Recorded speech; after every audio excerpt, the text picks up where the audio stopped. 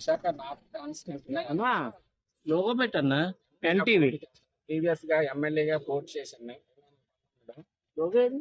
ప్రభుత్వానికి వాళ్ళు చేసే కార్యక్రమాలకి నీటుగా మన విశాఖకి నేను ఎంపీగా గెలిచినట్లయితే నా వంతు ఏం చేయాలన్నది ప్రజలకి సేవ చేద్దాం అనుకుని యూపీ అసలు దీనికన్నా నేను ఈ ఎంపీగా పోటీ చేద్దాం అనుకుని చెప్పేసి ఇప్పుడే నేనేమో నామినేషన్ పత్రం కలెక్టర్ గారికి కలెక్టర్ గారికి ఇచ్చి వచ్చాను. సమస్యల్ని పరిశీలించడానికి నేను ముందుంటానని కోరుకుంటున్నాను. గుడ్ మార్నింగ్ అండి సార్. మన మీడియా సోదరులందరికీ కూడా ఈ అవకాశం ధన్యవాదాలు తెలియజేసుకున్నాను.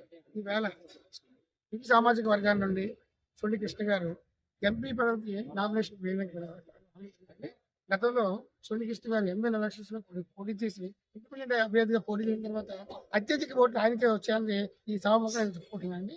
అలాగే ఇవాళ ఎంపీ నియోజకవర్గంలో మనకి ఒక 14 మండలాల్లో ఉన్న ఎంపీ నియోజకవర్గంలోని సీట్ల సమస్య, అలాగే తాగునీటి సంబంధించిన ఉద్యోగ సమస్యలు చాలా ఉన్నాయి.